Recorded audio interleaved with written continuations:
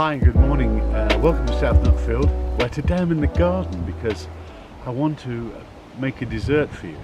And I've got a little bit of rhubarb left, so I'm going to take the rhubarb out and take it in and make a rhubarb crumble. Everybody's favourite, with a little bit of custard as well. So let me get the rhubarb first. Let's dig deep. Look at that rhubarb, beautiful rhubarb. Pink, ready to use. Oh, I'm going to need about a kilo of it, so about 4 or 5 good sticks of rhubarb. We've used quite a lot of it already, so I've got to look for some bigger ones. Here's one here. Right, I'm going to go in the kitchen and see you later. Well, I'm back in the kitchen and I want to go through all the ingredients and show you what I've got to cook with today, so let me talk you through it. I've got this delicious rhubarb, about 500 grams from the half a kilo, 500 grams from the garden, beautiful pink and green as well. Now, the other ingredients we're going to need are 200 grams of flour, some mixed muesli with some extra fruit put in it, about 100 grams of butter, slightly softened,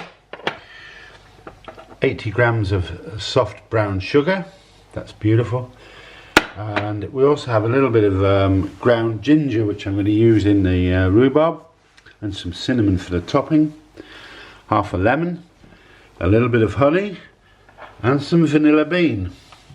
Now that is for the crumble mix. Now later on I'm going to make custard, and for the custard you're going to need some milk. Now I use semi-skim milk with some single cream, so I do recommend full fat milk or semi-skim with cream. For egg yolks, and the egg whites are in the fridge so I can make some meringues later. 2 teaspoons of corn flour and about 60 grams of white caster sugar.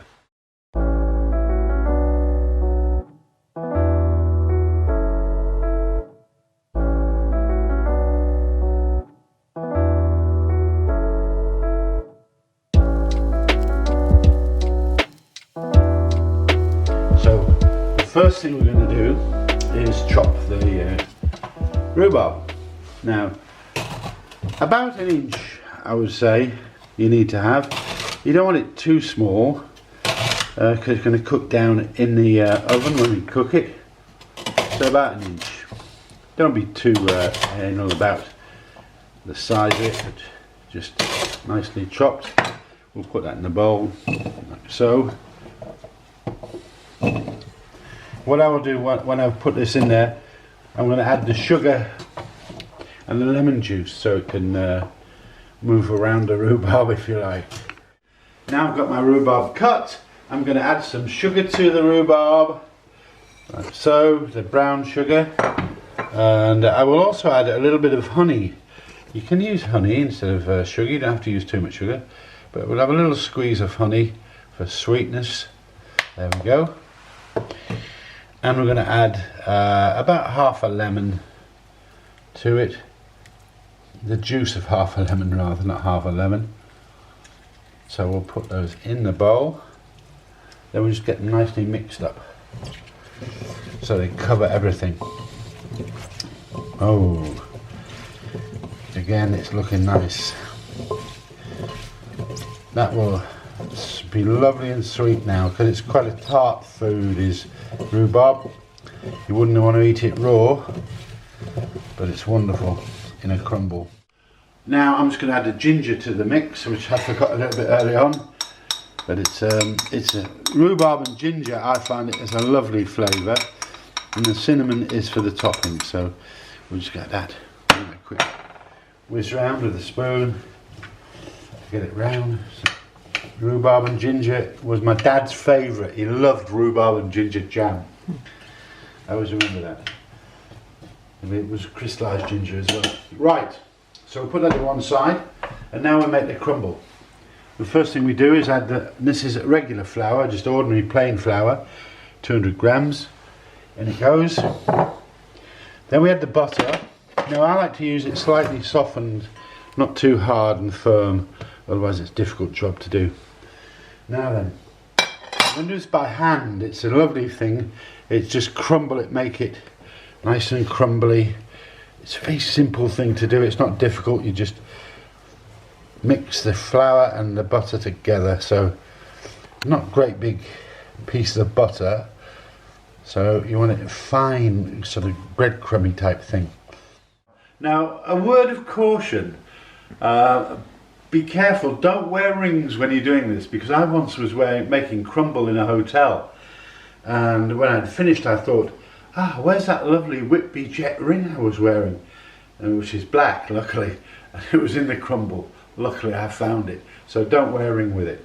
So we then add the, this is a muesli mix actually, which I love muesli, gives it that little bit of crunch to it. So just add it to the mix, add the cinnamon, there we go, all in there. And we just give that a quick little stir together. That's lovely. And then we're just going to pour it on top of there, and we're ready to go in the oven. So it's quite simple. Just pour your mix on top. There we go, cover it all if you can, which I will. And there we go, our apple crumble is almost ready for the oven. Rhubarb. Oh sorry, rhubarb crumble. That's a mix. That was a deliberate mistake, guys. So we're going to now put this in the oven at 180 for about half an hour until it's golden brown. Now, everybody has stories about custard, normally from school, where custard was a little bit of a lottery. But I have to tell you, our school cook was a lady called Ethel Cox. Now, how do I remember that? That's 55 years ago I was at school. Ethel Cox made the most wonderful custard what I've ever had. What I've ever had. That's very bad grammar. Right, so the first thing we're going to do is we've got a pint of milk and cream. So it's semi-skimmed milk with cream. If you haven't got cream, just use a full fat milk. I think you need to do that for here. So we're just going to pop this on here now.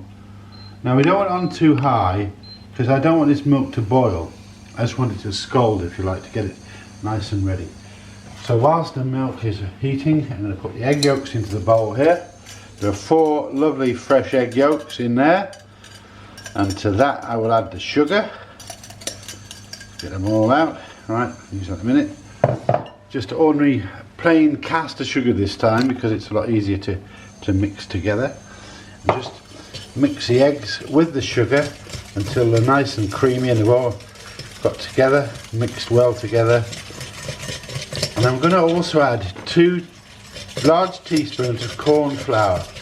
Now, the corn flour is to stop it splitting, really, and to thicken it.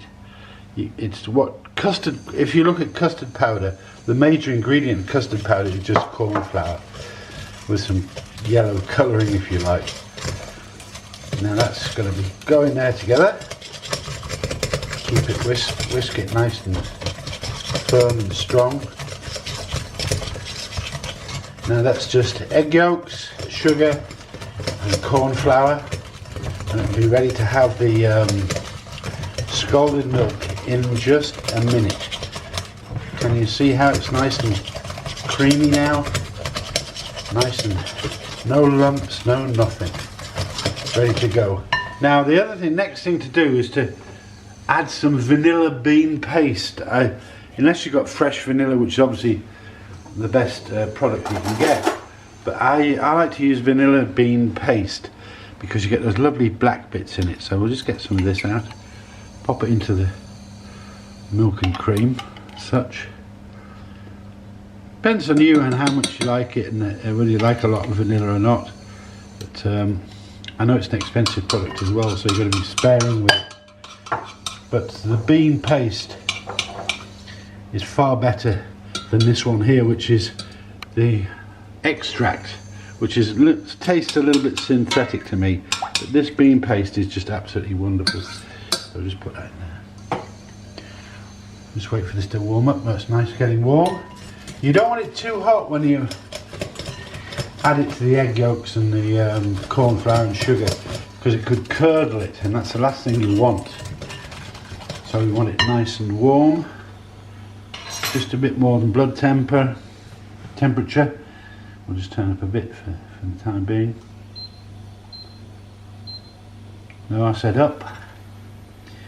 Now I know when I first started work at the hospital, when I was a very young budding chef, we used to make huge vats of custard. I mean huge, and we used to paddle it with a rowing like a rowing boat. The massive. So this is nice and warm now. I'm just going to have a little bit of warmth in there, just a little bit at a time.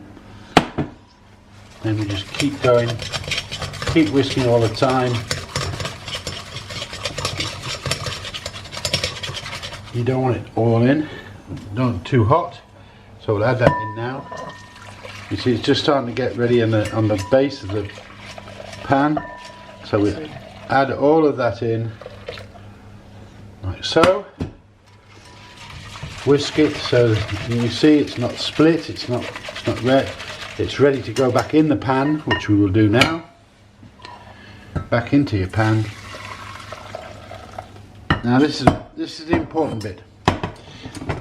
You must whisk this whilst it's heating and thickening, because if you don't, you can often end up with a gloopy mess.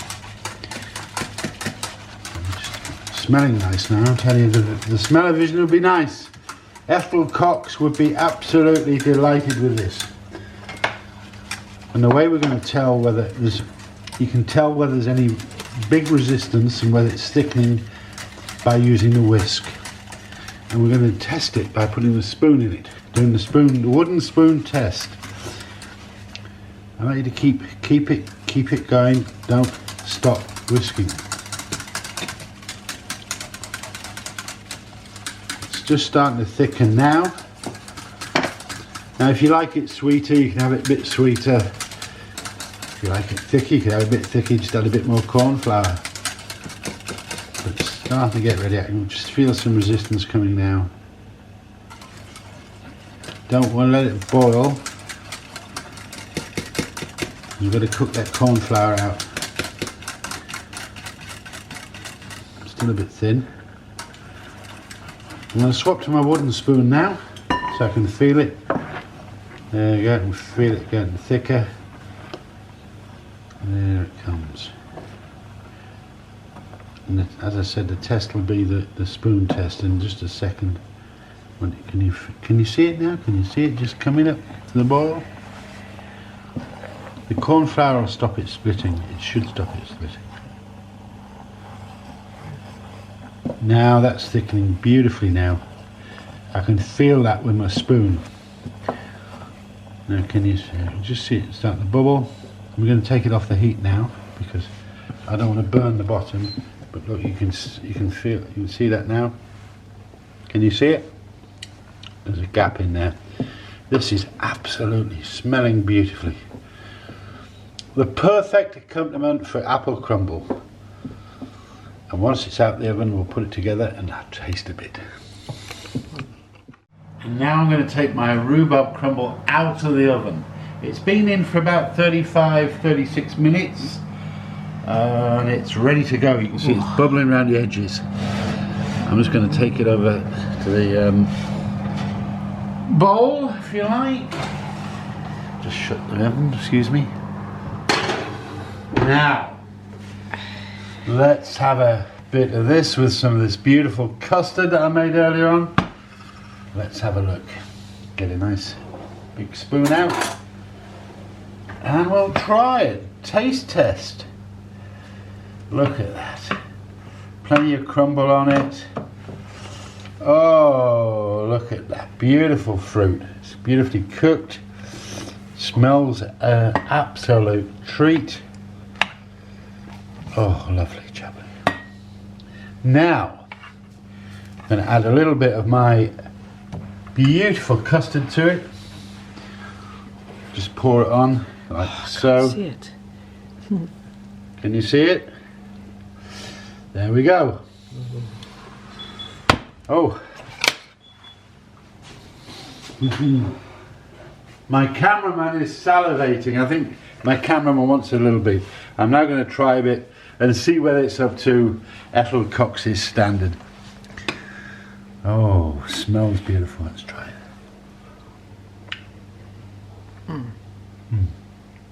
Smells good. Absolutely.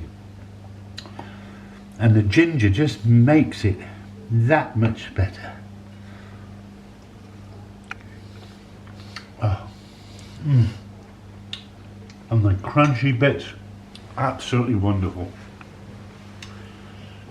Right, I'm going to leave you to it now and hopefully see you next week. Stay safe, be good.